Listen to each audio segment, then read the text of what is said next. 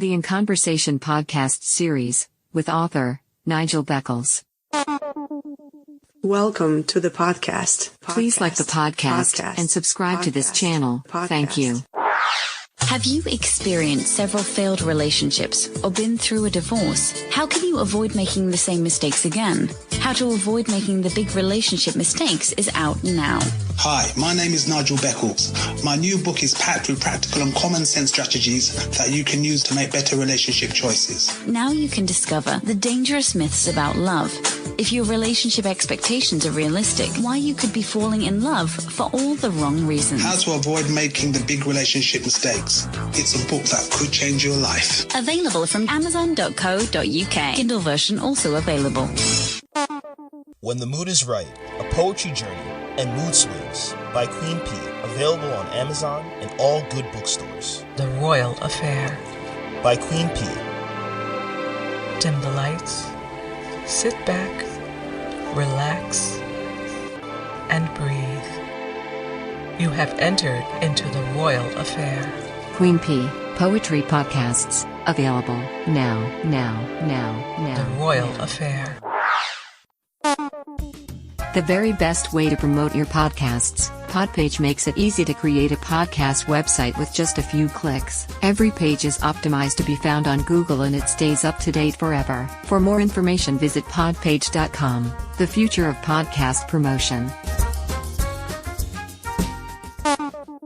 Get ready for takeoff. Welcome back to my In Conversation podcast series. My guest for this episode is a motivational speaker, author, and a man who calls himself a cancer warrior. American Terry Tucker.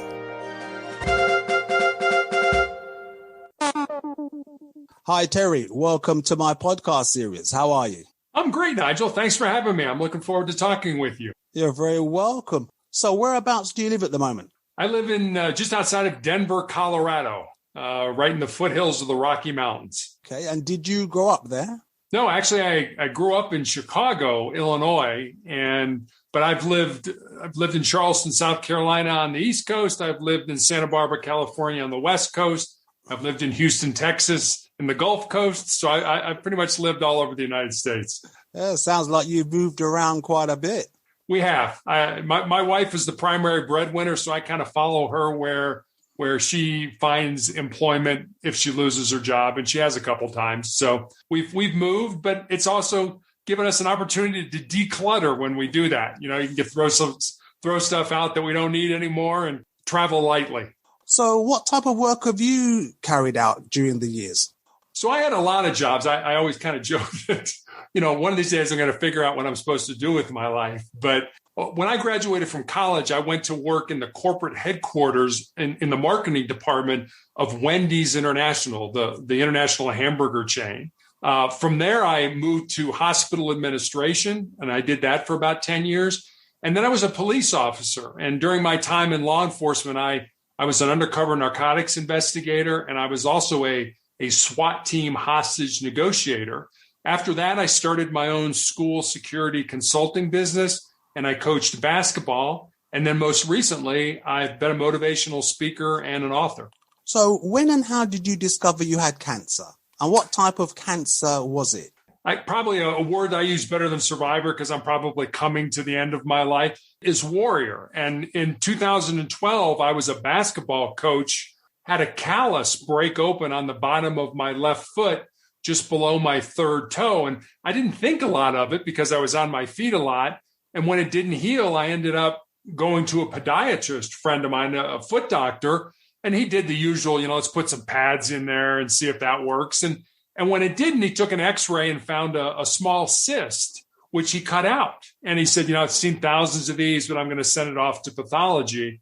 And 2 weeks later, I got the news that I had this very rare form of melanoma called acral lentiginous malignant melanoma. You can't say that if you're drunk, but it's just kind of one of those things where I went from living a normal life like all of us are doing to having my world turned upside down. And because my cancer is so rare, there's only about 6,500 people in the US that get it every year. it was recommended that I go be treated at the world-renowned MD Anderson Cancer Center in Texas. So how did you feel when you received the diagnosis? My emotions probably ran the gambit. I originally thought he must be mistaken. There's no way this could be happening. I had led a healthy life. I've never abused drugs or alcohol. I've exercised. I've eaten good foods. I have a physical exam every year. So I thought, there's no way. And then you kind of get mad. You sort of bargain with it a little bit, like, well, okay, God, if you let me do this, then I'll do that. And then eventually I just came to the point where it's like, all right, you know what? These are the cards I've been dealt, and I'm going to have to play them. So it was time to sort of put on your big boy pants, as we say, and get on to dealing with the disease. It wasn't something I could run away from. So what type of treatment did you receive, and how long did it last? Initially, I had 2 surgeries to remove the tumor. And then after I healed, I was put on a weekly injection of a drug called interferon to help keep the disease from coming back.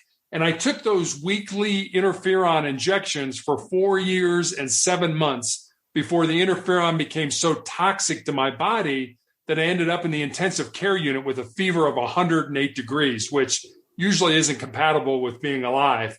But while I was on interferon, it gave me severe flu-like symptoms for 2 to 3 days after each injection. I lost 50 pounds during my therapy. I was constantly nauseous and fatigued and chilled. Even my ability to taste food diminished. And this misery went on, and I did count it up, for over 1,660 days. And one thing I learned during all my pain and suffering is that you have 2 choices. You can succumb to the debilitating discomfort and misery, or you can learn to embrace it and use it to make you a stronger and more determined individual. And I chose the latter. Once I was taken off the interferon, the melanoma came back in 2017. In January of 2018, I had my left foot amputated. Disease came back again in 2019, requiring 2 additional surgeries. And then in February of last year, an undiagnosed tumor in my ankle grew large enough to fracture my tibia, my shin bone. And my only remedy was the amputation of my left leg above the knee, which occurred right in the middle of a global pandemic. I mean, leave it to me to do something crazy like that.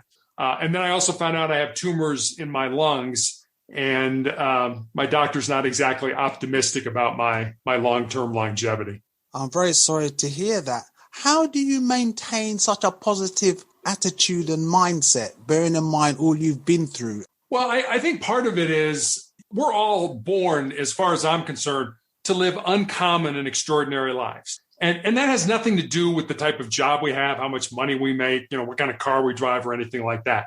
We're not all born with the same gifts and talents, but we all have the ability to become the best person that we're capable of becoming. But there's an impediment to finding and living that uncommon and extraordinary life. And that impediment is us. I mean, we are our own worst enemy. And we know this. Our brains are hardwired to avoid pain and discomfort and to seek pleasure. To our minds, the status quo is comfortable and familiar. So for me, I found my purpose in life and I lived it. All of us are going to die, but not all of us are going to really live. And I kind of feel like I found that purpose. I lived that purpose. So I am much calmer and much more relaxed and much more positive about dealing with the world because of the fact that I know I had a purpose here and I lived it. So now I'm coming to the end of my life and I'm not really that scared. I'm not really that nervous about it. In a way, I'm almost excited, for lack of a better word, to see what's on the other side of death. And I have a very strong faith. I believe there's something on the other side of that. And I'm kind of interested to see where we go with that. Well, we can certainly agree on that particular point. So how do you suggest those listening maintain a positive mindset in challenging times? So I guess it goes back to what I was talking a minute ago about the brain. Our brains know our fears. They know our insecurities. They know our vulnerabilities. I have a Post-it note, I'm looking at it right now, that sits on my desk, and it has 3 sentences on it.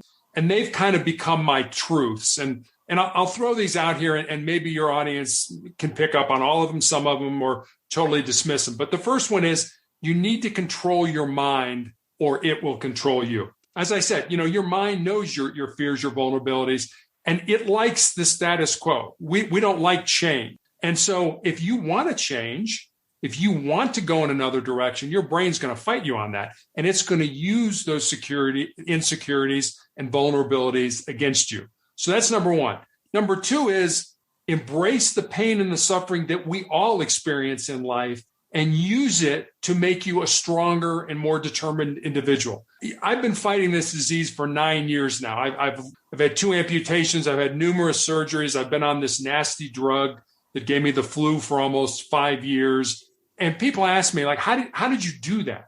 And part of me is like, I'm not sure, but I think that I kept taking it to the point where pain and suffering I now use as energy, or I burn it as fuel to make me stronger and more determined. So whereas our brains are like, we don't like pain, we're going to run away from it. For me, it's like, okay, if you want to give me pain, I'm going to use that to make me stronger and more determined. And then number 3 is, and this is pretty simple, as long as you don't quit, you can never be defeated. We're all going to experience pain in our lives. But suffering, that's optional. That's how you deal with the pain. And for me, I could never quit the pain. The pain's going to end someday. But if I quit, then that pain's always going to be there. So if I could give those 3 suggestions and those little caveat stories around it, that's how I think people can take whatever's they're facing right now, whatever detrimental things are going on. And certainly for the last year, we've all experienced this horrible COVID virus. And that's done a lot of things to a lot of people's brains. But instead of running from it, flip it inside. Use it as fuel to make you a tougher individual. So, Terry, you're also an author. What's your book called and what is it about? So the book is called Sustainable Excellence, the 10 Principles to Leading Your Uncommon and Extraordinary Life. And the book was really born out of 2 conversations that I had. One was with a former player that I coached who had moved to the area where my wife and I are now with her boyfriend. And we had dinner with them. And I remember saying to her one time, I said, I'm excited that you're living so close to us. I can watch you find and live your purpose. And she got real quiet for a while. And she was like, well, Coach, what do you think my purpose is? And I said, I don't know what your purpose is. That's what your life should be about. So that was one conversation. And then I had a basketball player, a college basketball player, reach out to me on LinkedIn. He wanted to know what I thought were the most important things to learn, not only to be successful in business when he got out of school, but also to be successful in life. And I didn't want to give him the traditional things that have been sort of beaten to death about, well, get in early and work hard and help others and that kind of stuff. I wanted to go deeper. I wanted to kind of get things that I thought would resonate in an individual's soul. And so I started jotting things down. And it took me a while, but eventually I came up with these 10 principles. And I kind of looked at them and I'm like, yeah, these are things I want to send to him. And I did. And then I started to look at it and I'm like, well, I've got a life story about that principle, or I know somebody who has a life story about this principle. So I started to sort of build stories under the principles to kind of give people examples. So that's really kind of how the book came about. And I literally wrote this book in a 3-month period from the time I had my leg amputated till the time I started chemotherapy. So it was, it just sort of crystallized and came together. And I don't, your experience being an author, I don't know if you had similar things, but it just seemed to kind of all flow together. Well, as you say, purpose. I think a lot of people don't appreciate that, writing a book is a serious undertaking and it takes discipline. Some days you don't feel like writing, but it's got to be done. But the saying by Nelson Mandela, it always seems impossible until it's done. Yeah. And people ask me, I don't know how it was with you, that, well, how did you do it? And I said, well, I only had 2 rules. I said, number 1, I made myself write a page every day. And number 2, a minimum of a page every day. I had to write at least a page. And number 2 was I wasn't going to edit anything until I had the first draft. And there were days, I'm sure like you, that I wrote garbage. It's like, I know this will never make it into a book. But then the next day I wrote something better. like you say, it's discipline. You have to sit down, you have to discipline yourself to do it, because everybody has a book in them if they really want to. So, Terry, what other interests do you have? So I've spent a lot of time now, because I'm health-wise, I'm confined to a wheelchair. I don't get out a lot, especially with the COVID virus and things like that. So I spend a lot of time trying to do podcasts. I'm collecting material for another book, and I enjoy reading. So that's pretty much how I spend my time. I found, I don't know what your experience was being an author, but once you write a book, there's a lot of people that seem to, it sort of gives you credibility, rightly or wrongly.